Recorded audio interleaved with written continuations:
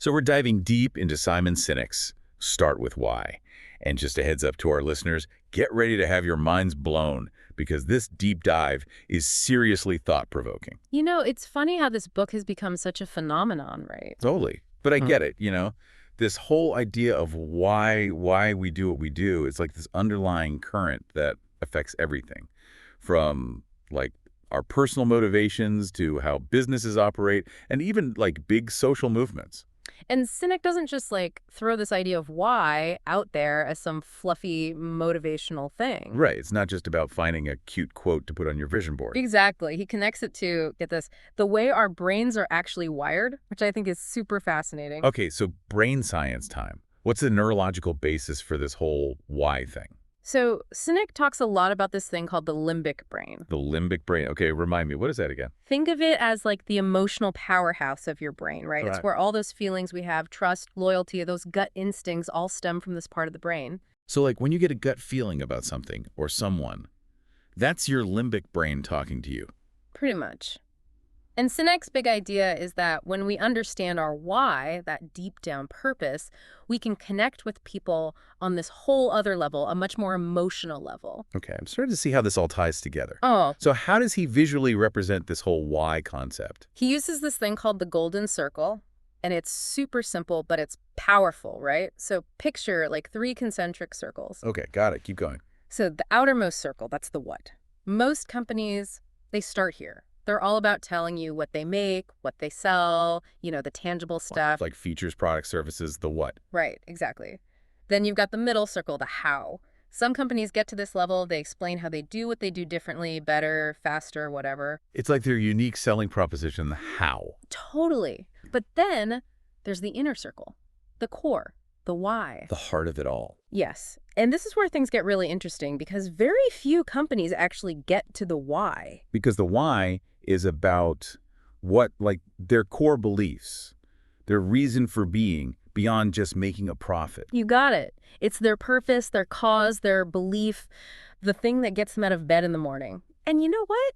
Customers can totally sense when a company is truly driven by their why. It's like this authenticity factor, right? You can tell when a company is just going through the motions versus when they actually believe in what they're doing. 100%. Think about Apple. Everyone knows what they sell, computers, phones, whatever. But people aren't lining up for hours for the latest iPhone just because of its processing speed or the camera, right? Exactly. They're buying it into Apple's why. That whole think different ethos. It's like being part of something bigger.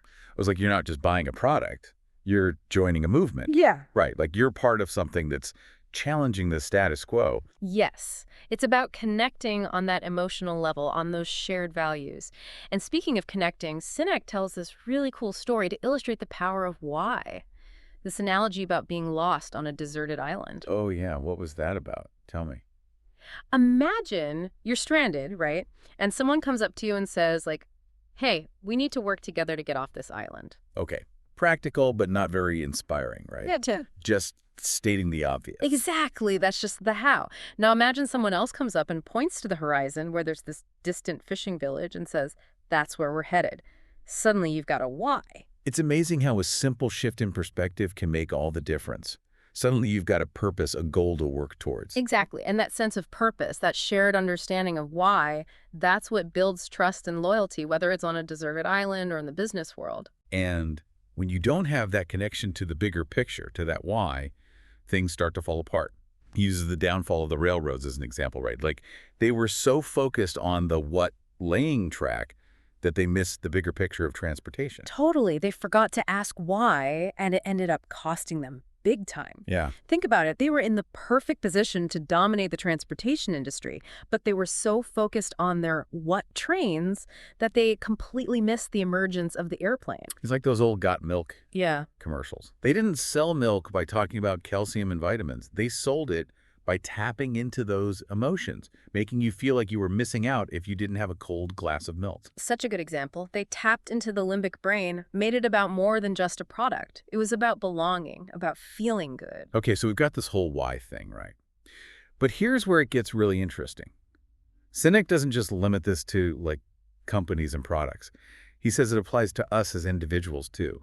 Absolutely. Understanding your personal why, what truly motivates you deep down, can be totally life-changing. It's like finding your purpose, your passion, that thing that makes you want to jump out of bed in the morning. Exactly. And, it's not enough to just, figure out your why and then keep it to yourself, Yeah. right? There's this whole other layer of authenticity that comes into play. Like you have to actually walk the talk. 100%. Hmm. Sinek says that if your actions don't match your why, if you're not living it out authentically, people will see right through you. Like those companies that preach about sustainability but then engage in environmentally harmful practices. Oh, I know exactly what you mean. Yeah. It's like that saying, your actions speak so loudly, I can't hear what you're saying. Yes. And he uses this great analogy to illustrate this whole authenticity thing. It's called the celery test. The celery test, I've never heard of that one. hmm Tell me more. It's really simple, but it's profound. Picture this. You walk into a company's kitchen, right? And you see a spread of snacks laid out. What do you see? The cheap, processed stuff, or a beautiful platter of fresh veggies and hummus? So it's like those everyday choices that reveal a company's true values. Exactly. Do their actions match their words? Do they walk the walk? Or is it all just for show? It's about those little things that speak I volumes. love that, the celery test. Yeah. And this whole idea of authenticity, it ties directly into leadership, right? Yeah. Because a true leader isn't just someone with a fancy title. It's someone who inspires others to action by living out their why.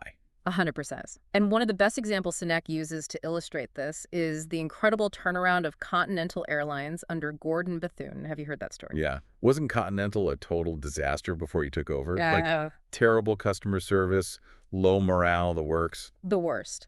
But here's the thing, Bethune, he could have easily come in, all guns blazing, demanding better numbers, cracking the whip. Right. Yeah, the classic shape up or ship out approach. Yeah. Right, but he didn't. He understood that people needed something to believe in. He focused on rebuilding trust with employees, making them feel valued, like they were in this together.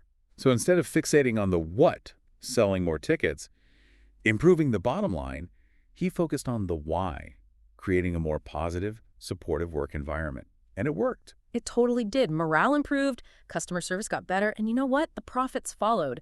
It's like that saying, take care of your employees and they'll take care of your customers.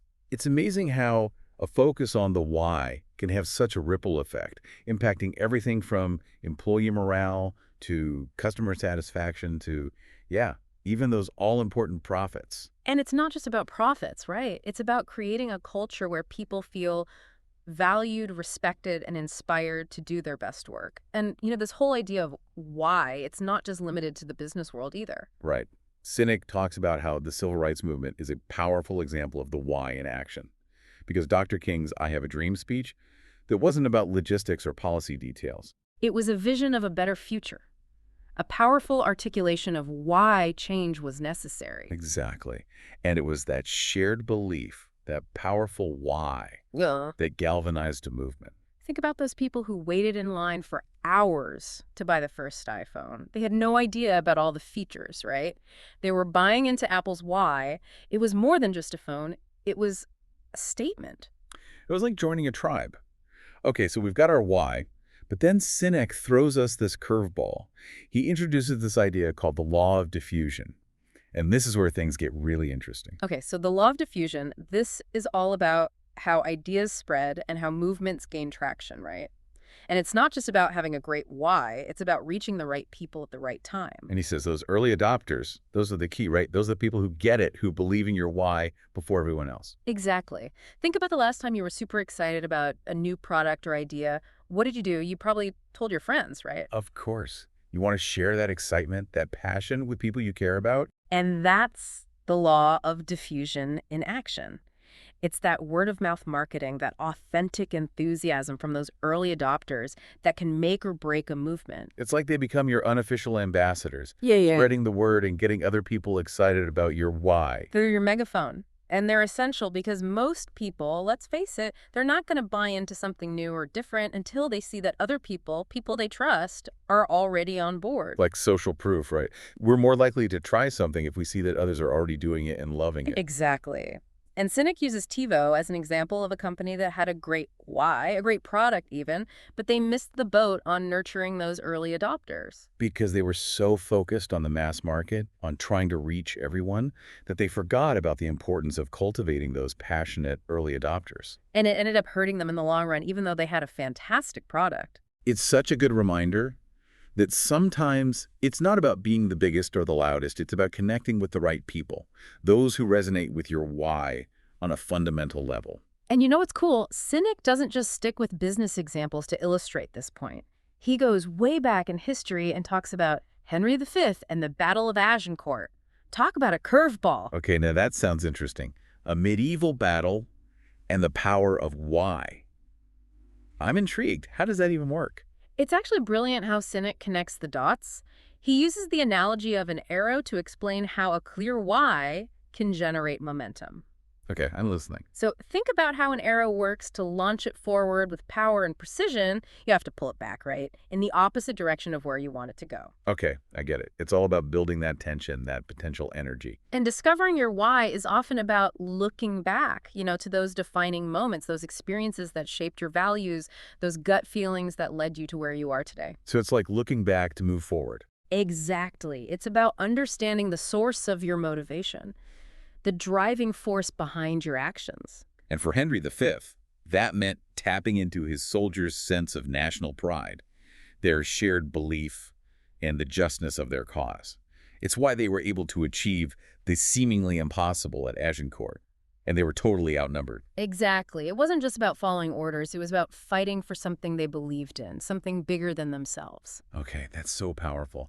But it makes you wonder, even when you have a clear why, even when you're building your megaphone and rallying your early adopters, how do you make sure you're staying true to your purpose? How do you measure what truly matters? That's such a good point. It's so easy to get caught up in metrics and numbers that don't actually reflect your why, right? Like how many likes you get or how many followers you have.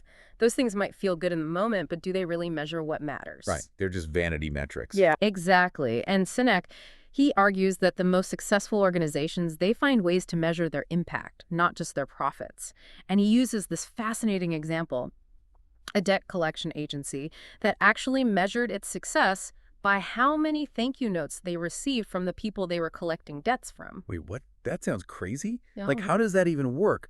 Aren't debt collection agencies supposed to be all about, like, squeezing every last penny out of people? Right. It's such a counterintuitive example, which is why it works so well. This agency, they were founded on the belief that even people who are behind on their payments, they deserve to be treated with respect. So they decided to measure their success not by how much money they collected, but by how many clients felt respected and valued enough to actually send a thank you note. Exactly. And guess what? This radical approach, it actually led to a much higher collection rate than the industry average. That's incredible. It Yeah. just goes to show that sometimes the less you focus on the bottom line, the more you focus on your values, the more successful you become. It's like that whole do good by doing well philosophy in action. Totally.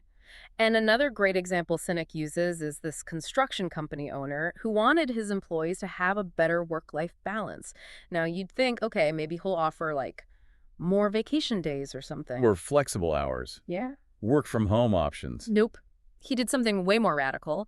He implemented a policy where everyone had to clock out by 5:30 p.m. or they'd lose out on their bonuses. Wait, really? They got penalized for working late. That's wild. Most companies would kill to have their employees willingly burn the midnight oil. I know, right? It's totally counterintuitive, but it worked. Productivity actually went up because people were more focused during the day, knowing they had to leave by 5:30. Turnover went down because employees felt respected and valued, and everyone was happier because they actually had a life outside work. It's amazing how challenging conventional thinking can lead to such amazing results. It really makes you think about all the unwritten rules we accept in the workplace and whether those rules are actually serving us or holding us back. Totally. And it all circles back to this idea of why. When you're clear about your values, about what you stand for, it becomes easier to make those tough decisions, even when they go against the grain. Right. You're not just chasing profits or trying to please everyone. You're operating from a place of purpose. And that makes all the difference. And it makes you wonder, even with the best of intentions, how do we make sure we stay true to our why over time? How do we keep that spark alive? Because Sinek, he talks about this thing called the split, that moment when, even with the best intentions, we lose touch with our founding purpose. Oh, yeah. And he should know because he actually uses his own story as an example of experiencing the split. Yeah, he talks about how, he achieved his dream of being an entrepreneur, had the successful business, but then somewhere along the way, he realized he'd lost his why. It's like that classic story of selling out, right? Chasing success for success's sake, and then waking up one day and being like, wait, what am I even doing here? Exactly. And it happens to so many people. You achieve a certain level of success, but then that initial passion, that fire that was driving you, it just kind of fizzles out. And Sinek, he actually describes this moment of realizing he was no longer aligned with his why in such a visceral way. He talks about like standing there with his hands on his hips, chest out, and just feeling completely lost. Oh, I remember that part. It's such a powerful image because we can all relate to that feeling, right? That sense of going through the motions, of losing that connection to the deeper purpose. It's like that quiet whisper in the back of your mind that's getting louder and louder until you can't ignore it anymore. But like, how do you even know when it's happening? Mm. What are some signs that you might be experiencing the split? Well, it can manifest in different ways for different people, but I think one of the most common signs is that feeling of just not being lit up anymore. That passion, that excitement you used to feel for your work or even for your personal life, it just kind of fades into the So background. it's not always this dramatic, like crash and burn kind of thing. It can be more of a slow burn, a gradual disconnect from that initial spark that got you started in the first place. Exactly. Sometimes it's so subtle that you don't even realize it's happening until you're like knee deep in it. It's like what we were saying about the railroads. They were so focused on laying track, on doing what they knew how to do, that they completely missed the boat on this whole other revolution in transportation. Totally. And that's the danger of the split. It makes you vulnerable. You become so focused on the what and the how that you lose sight of the bigger picture. And then someone else comes along with a fresh perspective, a stronger why, and they blow right past you. Wow. Okay, that's a little scary, but also really motivating to make sure you're staying connected to your why.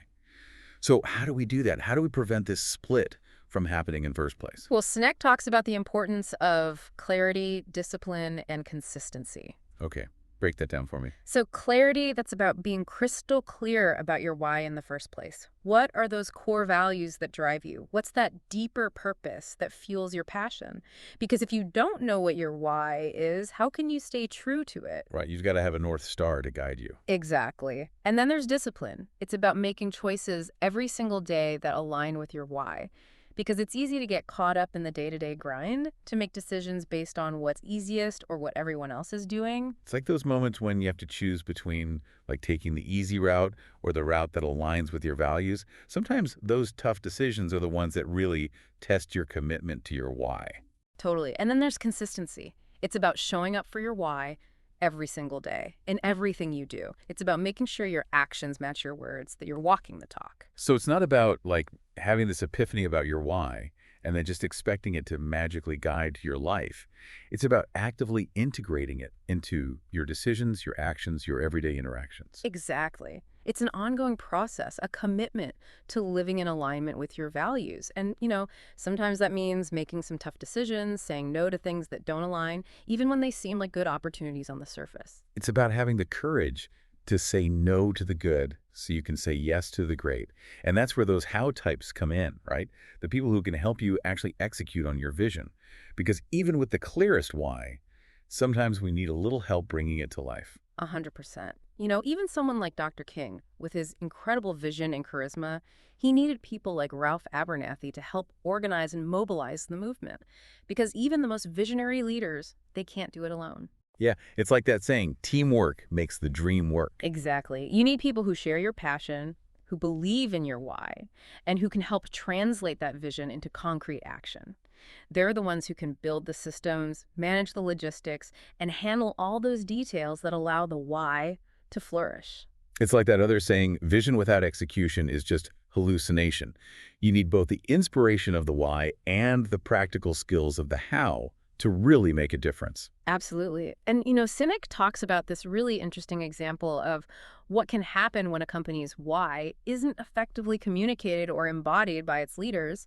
He uses the transition from Bill Gates to Steve Ballmer at Microsoft. Oh, yeah, that's right. Because Ballmer, he was all about the how, right? Like the energy, the drive. He definitely had that. He did. Hmm. But he never quite managed to convey that same deeper why that drove Bill Gates to create Microsoft in the first place. Right, it was like something was missing. Like, you could tell that Ballmer was passionate, but it wasn't clear if he was connected to that same core purpose that had fueled Microsoft's early success. And it makes you wonder how many other companies out there are facing that same challenge.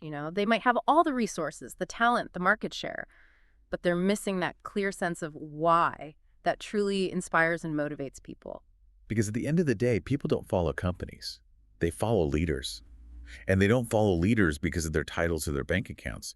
They follow them because they believe in something bigger than themselves. 100%. And that's what Sinek's whole message boils down to, right? It's about tapping into that power of why, to inspire action, to create lasting change, and to build a better future, both for ourselves and for the world around us. And he gives such a powerful example of this with the story of Ron Bruder and the Education for Employment Foundation, or EFE.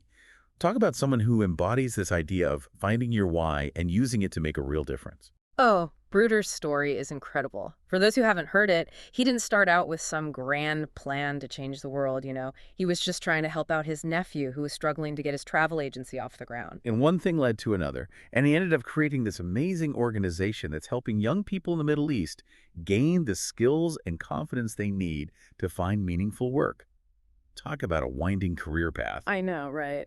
But the common thread throughout Bruder's journey is this deep-seated belief in people's potential, in empowering them to create a better future for themselves. And that's what led him to founding EFE, an organization that's not about imposing some Western ideal on the world, but about working with local communities, understanding their needs, and helping them build a brighter future on their own terms. And it's working. EFE has helped thousands of young people find jobs and create better lives for themselves and their families. It just goes to show you sometimes finding your why isn't just about personal fulfillment. It's about using your unique talents and passions to make a tangible difference in the world. Absolutely. And what's interesting? Sinek doesn't shy away from applying this idea of why to areas you might not expect, like competition. Competition. Now, that's an interesting twist, because most people, when they think of competition, they think of it as this cutthroat, dog-eat-dog world where there can only be one winner. Exactly. And while that approach can be, effective in the short term, Sinek argues that it's not sustainable. When you define yourself solely by what you do or how you do it, you're constantly looking over your shoulder, worried about someone else coming along and doing it better, faster, cheaper. It's like playing a never-ending game of one-upmanship. Totally. And it's exhausting. Sinek argues that the most successful companies, they don't define themselves by their competition. They define themselves by their why, by their unique contribution to the world. Like that famous Henry Ford quote, "If I had asked people what they wanted, they would have said faster horses." Exactly. Ford understood that true innovation, true disruption, it doesn't come from trying to be slightly better than the competition. It comes from asking why things are done a certain way and then imagining a completely different way. And that's what Apple does so well. They're not afraid to challenge the status quo, to completely reimagine entire industries. Exactly. Their focus on thinking differently, on challenging conventions, it all stems from their deeply rooted why. And that's what allows them to stay ahead of the curve, to consistently disrupt markets, and to inspire such a loyal following. Think about the iPod, the iPhone, the iPad. None of those products were just incremental improvements. They were game changers. They weren't just trying to make a better version of what already existed. They were creating something entirely new, something that tapped into a deeper human need or desire. Exactly. And that's the power of starting with why. It allows you to tap into that wellspring of innovation and creativity that can lead to truly groundbreaking results. It reminds me of that incredible story Sinek tells about Ben Coman, the runner with cerebral palsy. Talk about someone who embodies the spirit of why. Oh, Ben's story is so inspiring. Here's a guy who, by all accounts, shouldn't be able to run a marathon. But he wasn't competing against other runners. He was competing against himself, against his own limitations. His why was so clear, so pure, that it transcended the whole idea of winning or losing. It was about pushing his own boundaries and inspiring others to do the same. And that's what made him such a powerful symbol of hope and determination. He wasn't trying to prove anything to anyone else. He was proving something to himself. And that's what resonated with so many people. It's a great reminder that sometimes the most powerful competition is the competition we have with ourselves. That drive to be better, to push ourselves beyond our comfort zones, to live a life that's true to our values. Absolutely. And what I love about Sinek's work is that he doesn't just leave us with these like abstract concepts, right? He gives us practical tools and strategies for actually putting these ideas into practice. Yes. He doesn't just tell us to find our why. He gives us a roadmap for how to do it. Exactly. And that's what we're going to dive into in the next segment. We'll explore some of Sinek's practical tips and exercises for uncovering your why and putting it into action in your own life. Okay, so we spent the last two parts of this deep dive Yeah. really digging into the why it's so powerful, how to stay true to it, how it shows up in the most unexpected places. From desert islands to medieval battlefields to like the boardrooms of Silicon Valley, Seriously. And now I'm really curious to dive into that roadmap you mentioned. the one Sinek gives us. Yeah, because it's one thing to talk about finding your why, But how do we actually do that? Where do we even begin? because it can feel kind of overwhelming, right? Like, okay, I get it, why is important, but how do I uncover my own personal why? It's a journey, that's for sure. Totally. So where do we start? What are some practical first steps we can take? Well, Sinek, he talks about this idea of like looking back to move forward. Oh, yeah, like that analogy of the arrow we were talking about earlier. Exactly. To gain momentum in the direction you want to go, you have to pull back in the opposite direction, right? So with your why, it's about taking the time to reflect, to look back on your life, to those pivotal moments, those experiences that really shaped who you are and what you believe. It's about connecting with those gut feelings, those things that just feel right, even if we can't always explain them logically. Exactly. Think about those times you felt truly fulfilled, truly alive in your element. What were you doing? Who were you with? What values were at play? What lit you up inside? Yes. And he tells this great story in the book about his own aha moment. He was feeling super lost, wondering what he was doing with his life. And then it hit him. Like his why had always been about inspiring others. And that realization, it changed everything for him. It's like suddenly seeing your path forward with so much clarity. It's about finding that sweet spot, that intersection between what you're good at, what the world needs, and what you're passionate about. Like that Venn diagram of purpose. Exactly. And for Sinek, it took hitting rock bottom to really see his why with that kind of clarity. Which is kind of interesting when you think about it, right? Because sometimes it's those moments of failure or disappointment that force us to really look inward and ask those tough questions. Totally. It's like those experiences, those challenges, they can shake us out of our comfort zones and force us to reevaluate what's truly important. And that process of self-discovery, it can be uncomfortable for sure, Yeah. but it can also be incredibly liberating, right? Absolutely. Because once you connect with that deeper sense of purpose, everything else just kind of falls into place. Like finding your center. Exactly. Yeah. Your decisions become easier, your actions become more aligned, and you start attracting people into your life who resonate with your why. You become a magnet for the right opportunities, the right relationships, because you're clear about what you stand for. It's pretty Wow. powerful when you think about it. Okay, so let's say we've done the soul searching. We've uncovered our why. Now what? How do we actually put it into action? Well, this is where things get really interesting, and Sinek is very clear about this. It's not enough to just know your why, right? You have to live it, breathe it, communicate it in everything you do. It's like that saying, walk the walk, don't just talk the talk. Exactly. It's about aligning your actions with your beliefs, making sure that everything you do, every decision you make, is an authentic expression of your why. So it's about constantly checking in with yourself, asking, does this decision, this action, this project align with my core values? Does it move me closer to my why? Yes. And this is where those how types we talked about come in. The people who can help you bring your vision to life. Exactly. Because even with the clearest why, we can't do it all alone, right? Building a movement, creating lasting change, it requires a team effort. We need those people who share our passion, who believe in our why, and who can help translate that vision into tangible action. Think about it like an orchestra. You've got all these talented musicians, each with their unique instrument and their unique sound. But it takes a conductor, someone with a clear vision for the music, to bring all those individual talents together and create something truly harmonious. Oh, I love that analogy. So the conductor's like the why person, the visionary, and the musicians are like the how types, bringing their unique skills and perspectives to the table. Exactly. And when everyone's in sync, when everyone's aligned around that shared why, that's when the magic happens. And that's how you create a movement. It's not about one person dictating every move. It's about creating a culture and environment where everyone feels connected to that common purpose. So as we wrap up this incredible deep dive into Simon Sinek's Start with Why. I think the big question we're left with is, what does this all mean for us as individuals? What's the takeaway? What's the call to action? I think Sinek leaves us with a really beautiful challenge, and that's to find our why and to use it to make the world a better place. And that doesn't mean we all have to start some big world-changing organization. It can be something as simple as bringing more joy to our work, being more present with our loved ones, or using our unique talents to make a difference in our communities. It's about finding that thing that lights us up inside, that gives us a sense of purpose and direction. And then sharing that light with the world. It's Ah, about realizing that we all have something unique to contribute, and that when we align our actions with our why, we can achieve incredible things. and that's a journey worth taking, wouldn't you say? Absolutely. And it all starts with asking ourselves one simple but incredibly powerful question: why?